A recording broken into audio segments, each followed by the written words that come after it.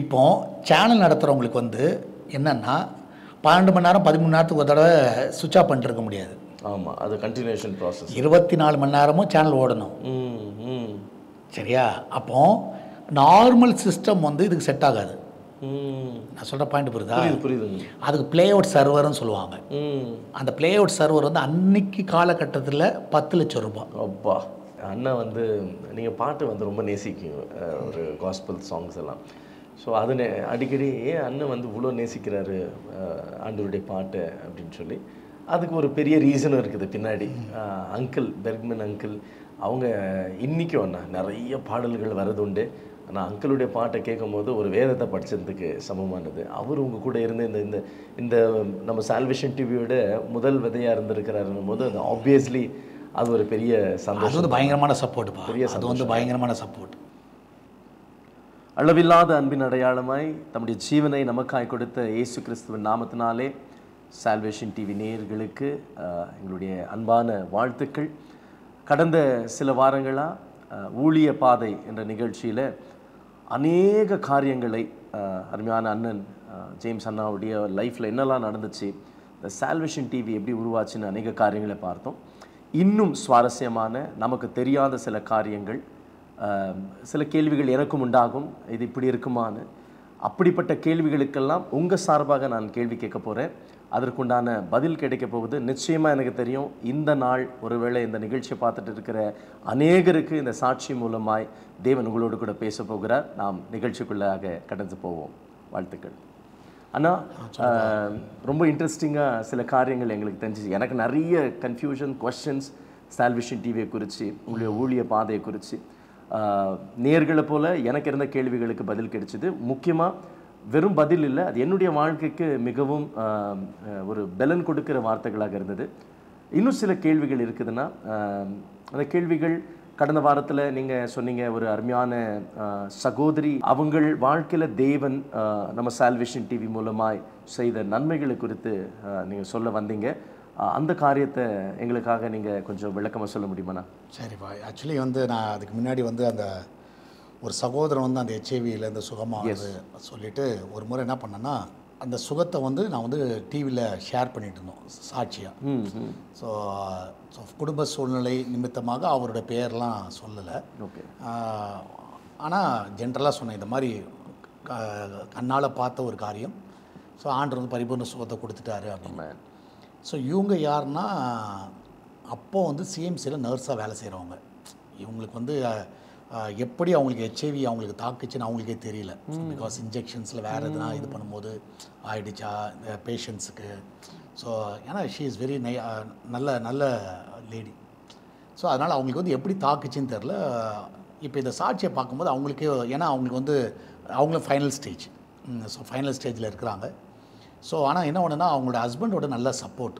So அவங்க சிஸ்டருக்கு வந்து ஹஸ்பண்டோட சப்போர்ட். ஏன்னா அவங்க சொன்னதை வச்சு நான் சொல்கிறேன். அப்போது அவங்க ஹஸ்பண்ட் சொல்லியிருக்கிறாரு, அம்மா நீ எதை பற்றி கவலைப்படாத, சரியா, நான் உன்னை நம்புகிறேன், சரியா, ஏதோ ஒரு விதத்தில் ஏதோ இங்கே சிரஞ்சி மூலமாக ஏதோ ஒரு இதில் வந்து உனக்கு இது மாதிரி வந்திருக்கலாம். ஸோ அதனால் வந்து நீ அதை பற்றி யோசிக்காத, நீ எதை பற்றி கவலைப்படாத, பிள்ளைகளை பற்றிலாம் கவலைப்படாத அப்படிலாம் சொல்லி அவர் ஆறுதலாக வந்திருக்கிறார். இந்த டைமில் தான் இவங்க வந்து அந்த நம்ம நிகழ்ச்சியை பார்க்குறாங்க, அந்த வெள்ளூர் டிஸ்ட்ரிக்டில் அதை பார்க்குறாங்க. ஸோ பார்க்கும் பொழுது அப்போ அவங்களுக்குள்ளார ஒரு விசுவாசம் என்னென்னா, எப்படியாவது கர்த்தர் சுகம் தருவார், ஏன்னா ஒருத்தருக்கு தந்துட்டுருக்காரு அப்படின்றது அவங்களுக்கு ஒரு பெரிய ஒரு நம்பிக்கை. ஸோ அதுக்கு முன்னாடி வந்து அவங்க வந்து ஒரு பிளட் டெஸ்ட் எடுக்கணுமா, அது என்னன்னு தெரியல எனக்கு. பட் ஆனால் அது என்னென்னா, ஃபார் எக்ஸாம்பிள் எவ்வளோ ஃபாஸ்ட்டாக பரவுது, ப்ளஸ் இன்னும் எவ்வளோ நாள் இருப்பாங்கன்றது அது ஓரளவுக்கு சொல்லிவிடும். கணிக்கும் 1 மந்த் இருப்பாங்க, 2 மந்த். ஏன்னா இவர் வந்து 3 மந்த்ஸ் சொன்னாங்க. ஓகே. அந்த மாதிரி ஒரு டெஸ்ட்டு போல். அப்போது அவங்க ஹஸ்பண்டை கூப்பிட்டுருக்குறாங்க. கூப்பிட்டு இன்றைக்கிப்பா அந்த பிளட் டெஸ்ட் எடுத்துக்கலான்னு அவர் அழுதுருக்கிறார். ஸோ இல்லை நான் வரல, நீ போயிடு, ஏன்னா நீ அங்கே தான் வேலை செய்கிறவங்க, நீ போயிடு, எனக்கு நான் வரல அப்படின்னு சொன்ன உடனே இவங்களும் துக்கத்தோடு தான் போயிருக்கிறாங்க. ஆக்சுவலி அந்த டைமில் வந்து அந்த மெசேஜில் என்ன சொல்லியிருந்தேன்னா, நீங்கள் வந்து ஒரு பிளட் டெஸ்ட் கொடுக்குறீங்களா, நீங்கள் வந்து வாயால் அறிக்கை பண்ணுங்கள், என் சரத்தில் ஓடுகிற ரத்தம் வந்து இயேசுவின் ரத்தம், அதை சொல்லிட்டு போங்க. பிளட்டை கொடுக்கும் பொழுது என் ரத்தத்தை எடுக்கல, இயேசுவின் ரத்தத்தை எடுக்கிறாங்க. ஸோ அப்படின்ற ஒரு அறிக்கை பண்ணிக்கிட்டே இருங்க அப்படின்னு. ஸோ இவங்க வந்து ஆல்மோஸ்ட் வந்து அந்த மைண்டில் வச்சுக்கிட்டு என்ன பண்ணியிருக்கிறாங்க, இவங்க பிளட் டெஸ்ட்டில் போய்ட்டு சிஎம்சியில் கொடுத்துருக்குறாங்க. கொடுக்கும் பொழுது என் ரத்தம் இல்லை, இது இயேசுவின் ரத்தத்தை எடுக்கிறாங்க, இயேசுவின் ரத்தத்தை எடுக்கிறாங்கன்னு சொல்லிட்டு வந்துட்டாங்க. ஸோ இந்த டெஸ்ட் வந்து 15 டேஸ் கழிச்சு தான் வரும் போல். ஸோ இவங்க வந்து ஆக்சுவலி ஏற்கனவே ஹெச்ஐவிக்கு மெடிசன் எடுத்துகிட்டு இருக்கிறாங்க. அது வந்து 6500 மாதம் ஏதோ ஆகும் போல். ஸோ என்ன பண்ணியிருக்கிறாங்கன்னா, இந்த ரிப்போர்ட் வரத்துக்கு முன்னாடி அவங்க போய் மெடிசன்ஸ்லாம் வாங்கிட்டு 6500 மெடிசன் இருக்குது. இவங்க டாக்டரை வந்து மீட் பண்ணுறதுக்கு, அது வந்து ஒரு மலையாளி டாக்டர்னு சொன்னாங்க. ஸோ மீட் பண்ணுறதுக்கு வெயிட் பண்ணிட்டு இருக்கிறாங்க. ஸோ உள்ளார போய் உட்காந்த அவங்க டேர்ன் வரும், உள்ளார போய் உட்காந்துருக்குறாங்க. உட்காந்த உடனே டாக்டர் வந்து சிஎம்சியில் பார்த்தீங்கன்னா அந்த சிஸ்டம்லேயே எல்லாமே பார்த்துருவாங்க. ஸோ எல்லா ரிப்போர்ட்ஸ் எல்லாமே வரும். ஸோ இவர் பார்க்கும்பொழுது இவருக்கு பயங்கர ஷாக். இவருக்கு என்னன்னா ரிப்போர்ட் வந்து நில்லுன்னு வந்திருக்கு, ஹெச்ஐவி. ஸோ இவருக்கு டவுட் வந்து என்ன பண்ணியிருக்கிறாருன்னா, லேபுக்கு கால் பண்ணியிருக்காரு. இவங்கள்ட்ட வந்து சொல்லலை, லேபுக்கு உடனே கால் பண்ணியிருக்கிறாரு. இந்த சிஸ்டமில் அமைச்ச இந்த இது வந்து நர்மதா அவங்க பேஷண்ட்டா அப்படின்னு. அவங்க பேர் நர்மதா அவங்க. ஸோ அவங்களான்னு கேட்டிருக்கிறாரு. உடனே அவங்க கன்ஃபார்ம் பண்ணியிருக்காங்க அவங்களுக்கு தான் அப்படின்னு. உடனே இவரை பயங்கர ஷாக் ஆகி, அன்பிலீவபிள், உனக்கு வந்து ஹெச்ஐவி இல்லைன்னு வந்திருக்கு, நெகட்டிவ்னு வந்திருக்குமா அப்படின்னு. உடனே இவங்களை வந்து பரிசுத்தாவினர் அந்த இடத்துல நிரப்பின உடனே கையில் இருக்கிற அந்த இது 6500 மெடிசன் அப்படியே பறந்துருக்கு. அவங்க அபிஷேகத்தில் நிரம்பி ஆண்டு நன்றி சொல்லியிருக்காங்க. இது லைவாக நடந்திருக்குது.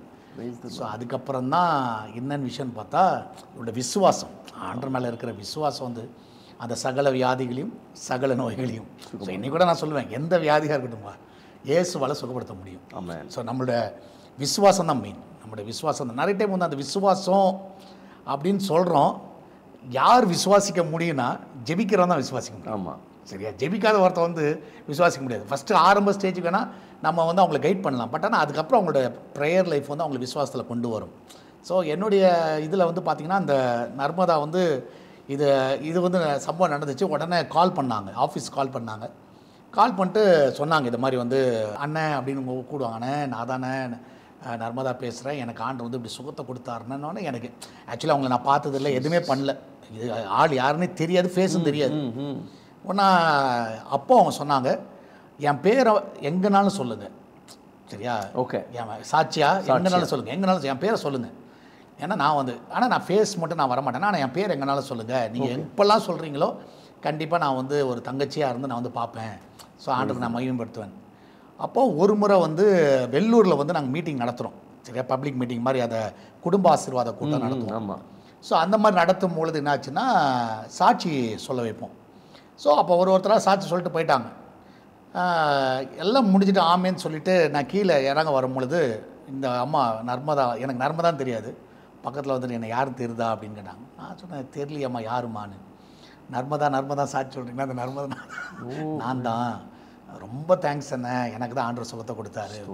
நான் கண்ணால் அந்த சகோதரியை பார்க்க ஆண்டவர் உதவி செய்தார், அன்றைக்கி அதை உதவி செஞ்சார். ஸோ இதையும் வந்து நான் சாட்சியாக சொன்னேன். அப்போ சாட்சியாக சொல்லும் பொழுது சென்னையில் வந்து எஸ்ஆர்எம் காலேஜ் இருக்குது, அதில் வந்து குணசேகரன் ஒரு லெக்சரர், சரியா? இப்போல்லாம் அவங்க இல்லாததுனால தான் தைரியமாக சொல்கிறேன், ஏன்னா அவங்க ட்ரான்ஸ்ஃபர்லாம் ஆகிட்டு. அவர் வந்து பாவ வாழ்க்கையில் இருந்திருக்கிறார், சரியா? வாலிப வயசில் பாவ வாழ்க்கையில் இருந்திருக்கிறாரு. அவருக்கு வந்து இந்த ஹெச்ஐவி பாதிக்கப்பட்டிருக்கு, ஹெச்ஐவி பாதிக்கப்பட்டுருச்சு. இவர் வந்து தப்புனால வந்துச்சு இது. நம்ம வந்து தப்புலாம் பண்ணல, நமக்கு ஏதோ ஒரு மெடிக்கலில் அவங்க சிரஞ்சில் ஏதோ ஒன்று ஆயிருக்கு. ஸோ அப்போ இவருக்கு வந்து என்ன ஆயிடுச்சுன்னா, இப்போ வீட்டில் வந்து மேரேஜுக்கு பெண்ணை பார்த்துட்டாங்க. யாருக்கு? இந்த குணசன். இப்போ இவருக்குள்ளார ஒரு குற்ற உணர்வு என்னன்னா, இப்போ வீட்டில் வந்து இவர் ரொம்ப நல்ல பையன், நல்ல கேரக்டரு, அந்த மாதிரி நல்ல பேரை வாங்கிட்டார், வீட்டில் நல்ல பேர் வாங்கிட்டார். ஆனால் வெளியில் இந்த மாதிரி இருந்திருக்கிறார். அப்போ இவருக்குள்ளார ஒரு குற்ற உணர்வு, ஏன்னா இப்போ வந்து கல்யாணம் பண்ணிட்டா இதாகிடுமே, அந்த பொண்ணோட வாழ்க்கை கெடுத்துடுறோமே, அவளுக்கு ஒன்றும் அறியாத பொண்ணாச்சு அப்படி சொல்லிட்டு ஒரு மாதிரி குற்ற உணர்வு வந்துட்டு அந்த டைமில் ஆக்சுவலி இந்த நிகழ்ச்சியை பார்த்துட்டு இருக்கிற நம்ம நிகழ்ச்சியை பார்த்துட்டு இருக்கிறாரு. ஓகே. அப்போ பார்க்கும்பொழுது திடீர்னு ஒரு நாள் எனக்கு கால் வந்துச்சு. ஸோ கால் வந்த உடனே, நீங்கள் தான் ஜேம்சன் அண்ணான்னு கேட்டார். ஆமாம், நான் உங்களை பார்க்கணும் அப்படின்னாரு. நான் சொன்னேன், நான் வெள்ளூரில் தான் இருக்கேன். இல்லை நான் சென்னையில் இருக்கிறேன் அப்படின்னாரு. ஸோ சென்னையில் இருக்கிறேன், எங்கே இருக்கீங்கன்னு சொல்லி நான் வரேன். இல்லை நானே வரேன் அப்படின்னாரு. சரி, அப்போ வந்து நான் வந்து கோயம்பேடு ஏரியாவில் இருந்தேன். அப்போ நான் சொன்னேன், கோயம்பேடு ஆண்ட வாங்க, பஸ் ஸ்டாண்டாண்ட வாங்க, நான் வந்து வெயிட் பண்ணுறேன் வாங்க அப்படின்னு சொல்லிட்டு நான் காரில் போயிட்டு அங்கே போய் வெயிட் பண்ணிட்டு இருக்கிறேன். வந்த உடனே காரில் உட்காந்தோடனே வீட்டுக்கு போகலாம் அப்படின்னு நான் சொன்னேன். இல்லை காரை ஓரத்தில் நிறுத்துங்க அப்படின்னாரு. ஓரத்தில் நிறுத்திட்டேன். என்ன விஷயம் சொல்லுங்கண்ணா. உடனே ஒரு 15 நிமிஷம் அழுதுருப்பார்.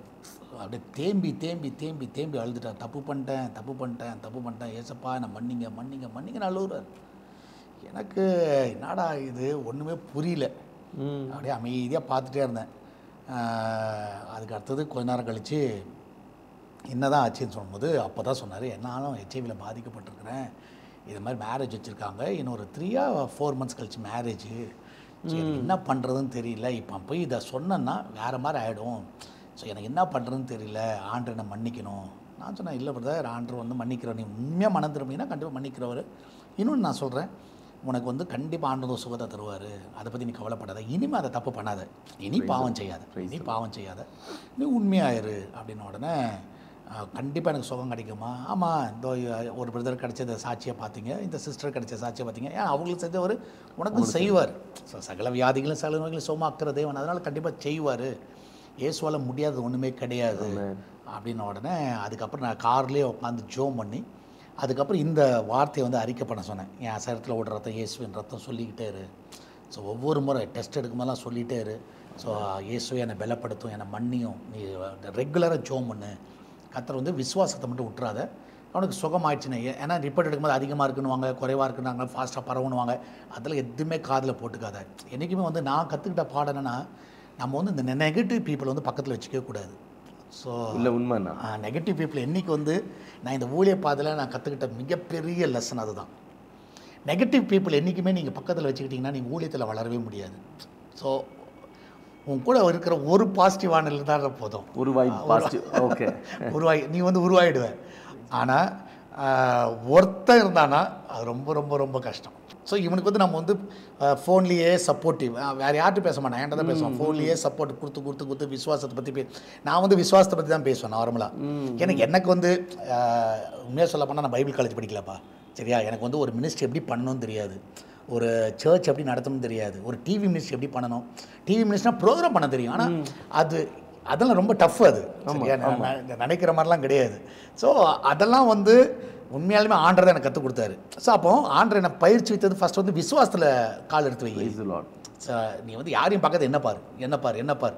ஸோ அதை வந்து கர்த்தரோட கிருபையினால் இன்னைக்கு வரைக்கும் அதில் வந்து கர்த்தர் நிலைத்து நிற்க வைக்கிறார்.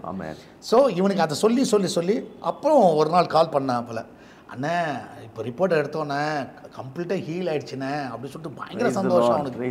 ஸோ இது வந்து நான் பார்த்த 3வது சாட்சி இந்த கேட்டகரியில்.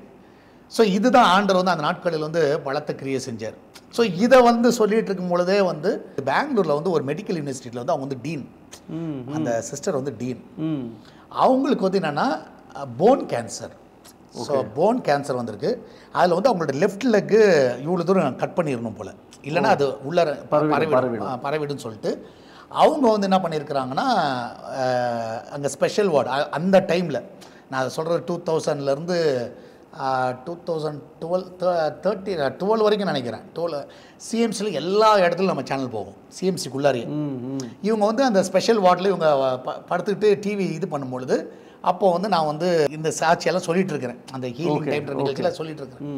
அப்போ நான் சொன்னேன், இப்போ ஆப்ரேஷன் தேட்டருக்குள்ளே போகும்போது நீங்கள் சொல்லுங்கள், கர்த்தர் வந்து என்னை சுகப்படுத்துவார், ஸோ என் சரத்தில் விடுற ரத்தம் இயேசுவின் ரத்தம், எனக்கு ஒன்றும் ஆகாது, இதை வந்து சொல்லுங்கள் அப்படிலாம் சொல்லிட்டு ஜென்ரலாக சொல்லிட்டு இருக்கிறேன். அப்போ இவங்க பார்த்துக்கிட்டே இருக்கும்பொழுது இவங்களுக்கு நாளைக்கு காலையில் 8 மணிக்கு ஆப்ரேஷன், சரி கால் எடுத்துகிட்டு போகிறாங்க. இவங்களுக்கு அது பயங்கரமான வேதனை, என்னடா இது ஒரு கால் இல்லைன்னா கஷ்டம் தானேப்பா. ஸோ அப்போ வந்து இவங்களுக்கு பயங்கரமான வேதனை அப்படியே பார்த்துட்டே இருக்கும்போது இந்த வேர்டு வந்து அவங்களுக்கு படிச்சோன்னு நைட்டு ஃபுல்லாக அறிக்கை பண்ணியிருக்கிறாங்க. என் சத்தில் ஒரு ரத்தம் இயேசுவின் ரத்தம், எனக்கு ஒன்றும் இல்லை, நான் நல்லா இருக்கேன். காலையில் இவங்களுக்கு செய்ய வேண்டிய அந்த ஆப்ரேஷன் ப்ரொசீஜர்ஸ்லாம் இவங்களுக்கு பண்ணியிருக்கிறாங்க. பண்ணிவிட்டு உள்ளார ஆப்ரேஷன் தேட்டருக்குள்ள கொண்டு போயிட்டாங்க. ஸோ நார்மலாக பார்த்தீங்கன்னா ஆப்ரேஷன் தேட்டரில் வந்து ஒரு இது என்னென்னா 8 மணி ஆப்ரேஷன், 8 மணிக்கு எல்லாமே ரெடி ஆகிடும். ஸோ டைமிங், ஏன்னா இவங்க மெடிக்கல் டீன் வேறு. ஓகே. ஸோ இவங்க வந்து பெட்டில் அப்படியே படுத்துகிட்டே இருக்கிறாங்க, எல்லா டாக்டர்ஸ் அங்கே போகிறாங்க, அனஸ்தீசியாக்காரன் போகிறாங்க, எல்லோரும் போகிறாங்க. ஆனால் 8 ஆகுது, 8:15 ஆகுது, 8 ஆகுது, 9 ஆகுது, யாருமே வந்து இவங்களோட ஸ்ட்ரக்சரை அந்த படுத்துருக்கிற இதாண்ட வரல. ஓகே. இவங்களுக்கு டவுட்டு, என்னடா இது இன்னும் வந்து கால் எடுக்கலன்னு சொல்லிட்டு இவங்களுக்கு ஒரு சின்ன ஒரு டவுட் இருந்துகிட்டே இருக்குது. ஏன்னா டைம் ஆகிட்டே இருக்குது இவங்களுக்கு வந்து ஏன்னா இவங்களுக்கு மெடிக்கலாக படிச்சுட்டாங்கல்ல. இப்போ நம்மள மாதிரி ஆட்கள்னா நம்ம வந்து யோசிக்க மாட்டோம், நமக்கு புரியாது, அவங்களுக்கு தெரியும்ல, ஏன் இன்னும் நம்மளுக்கு பண்ணலன்றது மைண்டில் ஓடிட்டே இருக்குது. அப்போ திடீர்னு வந்து இது வரைக்கும் இவங்களை பார்க்காத ஒரு டாக்டர், இது வரைக்கும் இவங்களை வந்து டெஸ்ட் பண்ண சந்திக்காத டாக்டர், அவர் வந்து என்ன பண்ணியிருக்காருன்னா இந்த பெட்டாண்ட வந்து அது கேஸ் ஷீட் இருக்கும்ல, அதை பார்த்துருக்கிறார். இப்படியே பார்த்துட்டு எல்லாத்தையும் பார்த்துட்டுல அவங்களோட காலை வந்து டேப் பண்ணியிருக்கிறார். டேப் பண்ணிட்டுல எடுக்கிறதுக்கு முன்னாடி ஒரே ஒரு டெஸ்ட் பண்ணிடலாம் அப்படின்னு இருக்கிறாரு. ஃபைனல் டெஸ்ட் எடுக்கிறதுக்கு முன்னாடி ஒரே ஒரு டெஸ்ட் பண்ணிடலாம். இது வந்து சம்மந்தமே இல்லாத டாக்டர், இது வரைக்கும் அவங்க பார்க்காத டாக்டர்.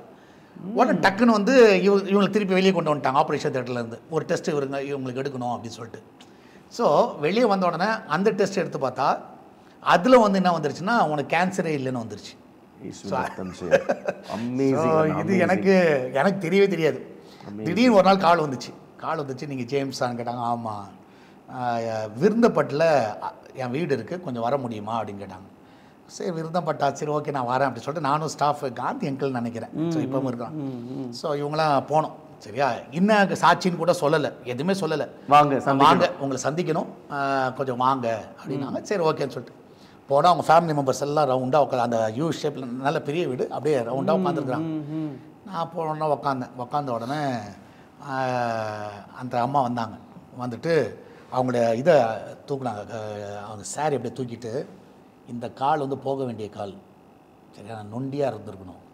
ஆனால் அன்றைக்கி அந்த நிகழ்ச்சியை பார்த்தேன், விசுவாசத்தை கற்றுக்கிட்டேன், இயேசு எனக்கு சுகம் கொடுத்தார், இப்போ ஆண்டவர் எனக்கு எதுவுமே இல்லைன்னு சொல்லிட்டாங்க அப்படின்னு சொல்லிட்டு நான் சொன்ன சாட்சி. எனக்கு ஷாக்.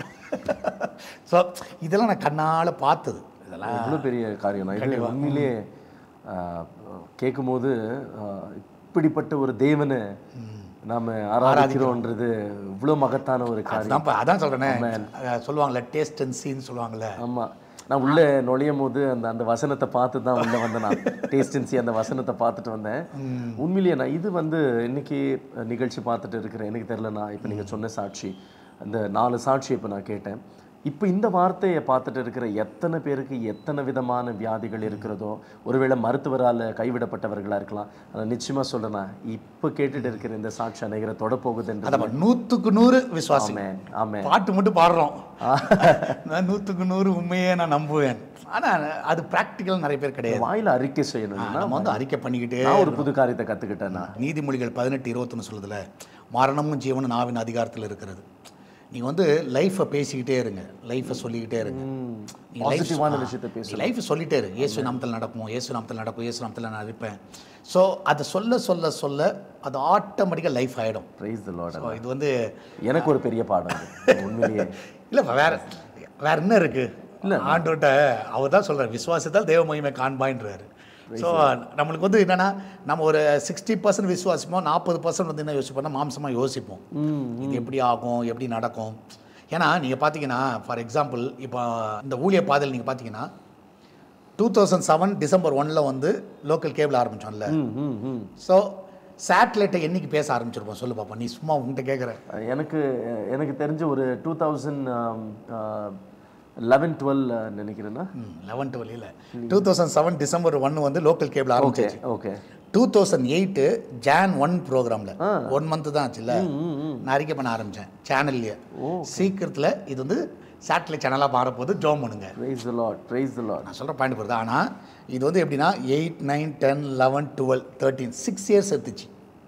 ஆனால் இந்த 6 இயர்ஸில் நான் எல்லா டைமும் நான் எப்போல்லாம் சொல்லணும், சேனல் வரப்போகுது, இதுக்கு இவ்வளோ கோடி தேவை, கர்த்தர் சந்திப்பார், செய்வோம், கர்த்தர் நடத்துவார், செய்வோம், சீக்கிரத்தில் உலகம் ஃபுல்லாக போகுது, இதை வந்து அறிக்கை பண்ணிக்கிட்டே செஞ்சுட்டே இருக்கு. அது ஒரு டிவிலையும் சொல்லுவேன், நானும் செபத்திலையும் சொல்லுவேன். இன்னொன்று இப்போ ஃபார் எக்ஸாம்பிள் இந்த கேபிள் ஆப்ரேட்டர் இந்த டிஷ் எல்லாம் பார்க்கும்பொழுது, இதெல்லாம் பார்க்கும்போது இயேசுவின் நாமத்தினால சேனலில் போவதாக, சால்வேஷன் டேவில் போவதாக இதை வந்து அறிக்கை பண்ணிக்கிட்டே இருப்பேன்.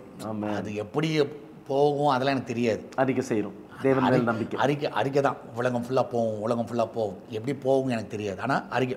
ஆனால் என்னென்னா இந்த காலகட்டத்தில் வேலை செஞ்சவங்களுக்குலாம் வந்து ஒரு சிலர்லாம் இருந்தால் பைத்தியக்காரன் அண்ணன் பைத்தியக்காரனா பைத்தியம் போயிட்டார் போல, இவர் வந்து நடக்காத சொல்லி எல்லாம் வெளியே போனாங்க. இவர் சும்மா இப்படி தான் பேசிகிட்டு இருப்பார், சும்மா இவர் விசுவாசம் இப்படி பேசிகிட்டு இருப்பார். ஆனால் எனக்கு அந்த கேள்வி இருந்ததுன்னா, ஒரு சேட்டலைட் சேனல் உருவாகிறது வந்து அவ்வளோ ஈஸியான காரியம் இல்லை. அதுக்கு நிறைய தேவைகள் இருக்கிறது, அதுக்கு நிறைய ப்ரொசீஜர்ஸ் இருக்குது. இப்போ நீங்கள் போன இன்டர்வியூவில் சொன்னது போல், ஒருவேளை வந்து இப்படிப்பட்ட காரியம் செய்யணும்னா ஒன்று பணக்கார பேக்ரவுண்ட் இருக்கணும், இல்லை பொலிட்டிக்கல் பேக்ரவுண்ட் இருக்கணும், இல்லை மீடியாவில் ஏதோ ஒரு பேக்ரவுண்ட் இருக்கணும். அவங்களுக்கு கூட இது கஷ்டமான காரியம்தான், ஒருவேளை இப்படிப்பட்ட காரியம் இல்லை. ஆனால் உங்களுக்கு எந்த சப்போர்ட்டும் கிடையாது எக்ஸெப்ட் ஆண்டவருடைய கிருபை மாத்திரமே.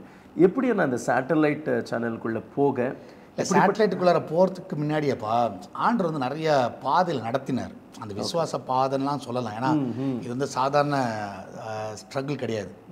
சேட்டலைட் போகிறதுக்கு முன்னாடி எனக்கு ஒரு சின்ன ஒரு தாட் வந்துச்சு. இப்போ 2007 ஆரம்பித்தோமா, 2008 போயிட்டுருக்குறோம். ஸோ 8 போகும்பொழுது அதான் 1 இயர் கூட இன்னும் ஆகலை, 1 இயர் கூட ஆகலை. கேபிள் ஆப்ரேட்டர்கிட்ட வந்து என்னென்னா, இப்போ ஃபார் எக்ஸாம்பிள் இப்போ வந்து நீங்கள் வந்து டிவியில் வந்து சேனலை பார்க்குறீங்கன்னா, அது வந்து உங்களுக்கு நீங்கள் வந்து கேபிள் ஆப்ரேட்டருக்கு 100 150 ரூபா நீங்கள் பே பண்ணுவீங்க. சரியா? இது வந்து நார்மல்.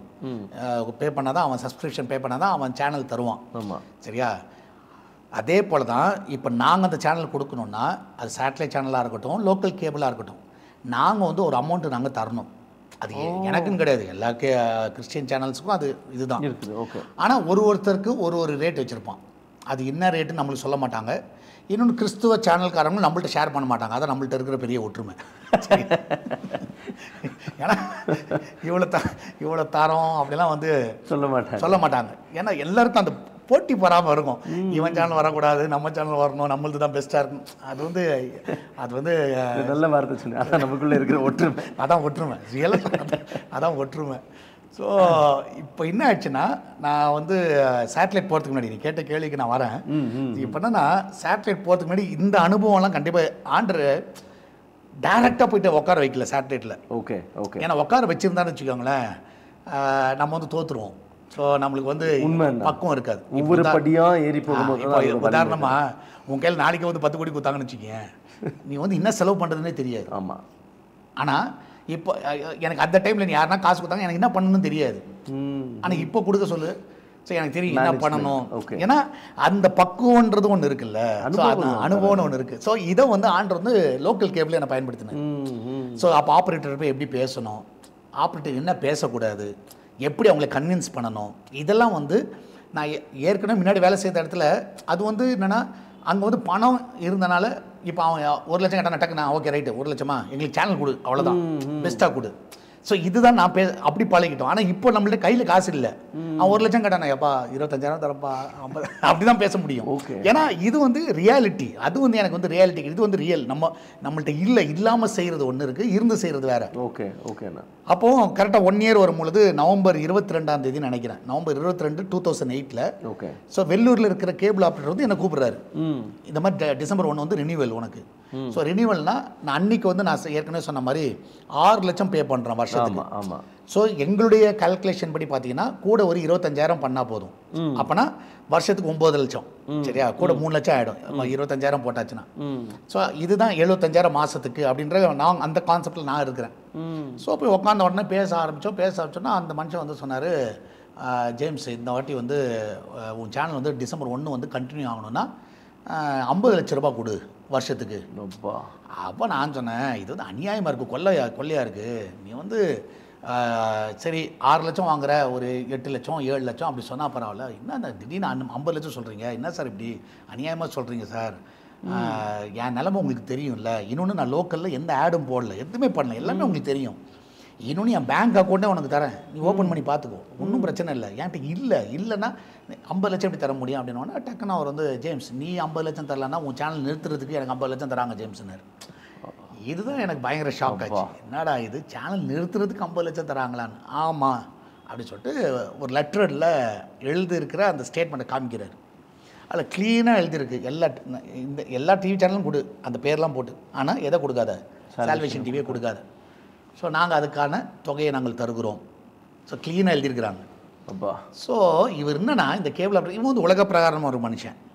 அப்போ இவன் என்ன சொல்கிறான், நீ இருந்தாலும் எனக்கு 50 லட்சம் கொடுத்தினா இருப்பேன், நீ இல்லைனாலும் எனக்கு உன் பேர் 50 லட்சம் வந்துடுது. எனக்கு என்னப்பா இருக்குது, நீ இருக்கணும், நீ இருந்தால் கொடு, நான் உன் சேனல் கொடுக்குறேன், இல்லைன்னா கொடுக்க மாட்டேன், எனக்கு அதுலேருந்து காசு வருது இல்லை அப்படி. இது வந்து எனக்கு வந்து பயங்கர ஷாக்கிங் ஆயிடுச்சு. அடா இப்படிலாம் இருப்பாங்களா. ஊழியன்றது சாதாரண காரியம் இல்லைன்றது ஆண்டதெல்லாம் பயிற்றுவிக்கிறார் நம்மளுக்கு. ஏன்னா நம்ம நினச்சிக்கிறோம்ப்பா, ஜென்ரல் நான் சொல்கிறேன், நம்ம நினச்சிக்கிறோம் ஊழியன் வந்ததுன்னா நம்ம வந்து ஆண்டர் துணையாக இருக்கிறாரு பக்கா. ஆனால் என்னுடைய அனுபவத்தில் நான் சொல்கிறேன், ஊழியத்தோடைய எதிரிகள் யாருன்னு கேட்டால் கிறிஸ்தவர்கள் தான். கோவம் வந்து எனக்கு தெரிஞ்சு அதிகமாக திட்டுவாங்கன்னு நான் கேபிள் ஆப்ரேட்டர் தான் வாங்கியிருக்கிறேன். சரியா? அவன் செம்ம திட்டுறான். உடனே நான் சொன்னேன், சார் டீ வேணாம், என் சேனல் கொடு, ஜேம்ஸ் வாய் முட்டை அமைதியாக உட்காரு, சரியா, டென்ஷன் படுத்தாது அப்படின்ட்டாரு. அந்த ஒரு மாதிரி அப்படியே அப்படியே தேய்க்கிறேன், அப்படியே தேய்க்கிறேன். அந்த சத்தம் எனக்கு ஒரு மாதிரி அன்ஈஸியாக இருக்குது எனக்கு. என்னடா இந்த மனுஷன் ஒரு மாதிரி தேய்க்கிறானே அப்படின்னு சொல்லிட்டு இப்படி பார்த்தேன். டக்குன்னு அவர் என் கண்ணையே பார்த்தாரு. உடனே என்ன டெஸ்ட்டுன்னு கேட்டேன். இல்லை 10 லட்ச ரூபா செலவாகும், ஒன்று அந்த டெஸ்ட்டு ஃபெயிலியர் ஆகிடுச்சுன்னா 10 லட்சம் போயிடுச்சு. ஆனால் ஒன்று அந்த டெஸ்ட்டு வந்து சக்ஸஸ் ஆகிடுச்சுன்னா அது வந்து சக்ஸஸ்ஸு.